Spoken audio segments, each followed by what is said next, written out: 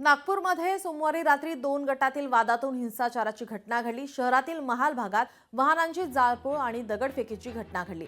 सध्या पोलिसांनी परिस्थिती नियंत्रणात आणली असली तरी शांतता राखण्याचं आवाहन सर्वसामान्यांना करण्यात येत आहे। त्यानंतर निर्माण झालेल्या तणावामुळे कायदा आणि सुव्यवस्थेच्या दृष्टीने नागपूर शहरातील काही भागात संचारबंदी लागू करण्यात आली आहे। ही संचारबंदी कोतवाली, गणेशपेठ, तहसील, लकडगंज, पाचपावली, शांतीनगर, सक्करदरा, नंदनवन, इमामवाडा, यशोधरानगर आणि कपिलनगर येथील पोलीस ठाण्यांच्या हद्दीमध्ये लागू झालेली आहे। सध्या नागपूरमधील परिस्थिती ही आता नियंत्रणामध्ये आहे। 2 गटातील वादानं वाढलेला तणाव आता नियंत्रणामध्ये आहे। मात्र काही भागांमध्ये, संवेदनशील भागांमध्ये संचारबंदी लागू आहे। आपले प्रतिनिधी ज्ञानेश्वर पवार आपल्यासोबत फोन लाईनवरून जोडलेले आहेत। ज्ञानेश्वर, सध्याची नागपूरमधील काय परिस्थिती आहे?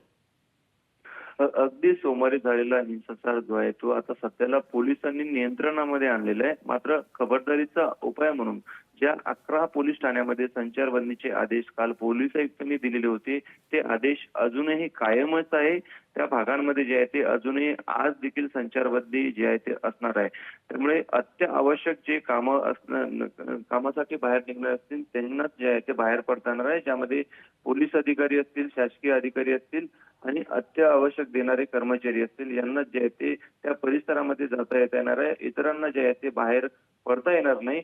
आणि काल देखील त्या तणावग्रस्त भागातील शाळा जे आहे ते त्यांना सुट्टी देण्यात आलेली होती। त्यामुळे आज देखील शाळांना जे आहे ते सुट्टी जी आहे ते त्या परिसरामध्ये असणार आहे। मात्र सद्यस्थितीत पाहायला गेलं तर परिस्थिती नागपूरमधील नियंत्रणात आलेली आहे आणि जवळपास 5 लोकांवरती गुन्हे देखील दाखल जे आहे ते करण्यात आलेले आहे। यामध्ये तहसील पोलीस ठाणे आणि गणेशपेठ पोलीस ठाणे या ठाण्याअंतर्गत जे आहे ते गुन्हे एकूणच दाखल करण्यात आले आहे। मात्र सध्याला आता जे आहे ते त्या परिसरामध्ये क्यूआरटी आणि एसआरपीएफच्या तुकड्यांचा बंदोबस्त जे आहे ते एकूणच कायम करण्यात आलेला आहे।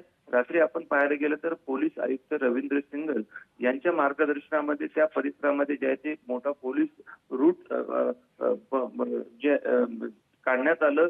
कुठेतरी जे अजूनही काही गुन्हेगार आहेत त्यांचं सीसीटीव्हीच्या माध्यमातून जे आहे ते तपास जे आहे ते सुरू आहे। रात्री उशिरापर्यंत देखील काही जे संशयित आरोपी असतील त्यांना धरपकड करण्याचं काम जे आहे ते पोलिसांकडून केलं जात होतं आणि अजूनही जे आरोपी संशयित असतील त्यांची नागरिकांकडून चौकशी करून आणि सीसीटीव्हीचा आधार घेऊन जे आहे ते त्यांना पकडण्याचं काम जे आहे ते पोलिसांकडून केलं जात आहे। एकूणच 10 पथके जे आहेत ते पोलिसांची या ठिकाणी करण्यात आलेली आहे। त्यामध्ये आहे ते गुन्हे शाखा आणि स्थानिक पोलिसांचा जे आहे ते या पथकामध्ये समावेश करण्यात आला आहे। त्यामुळे याचे अपडेट आम्ही तुमच्याकडून घेतच राहू। तुर्तास धन्यवाद आपण दिलेल्या माहितीसाठी।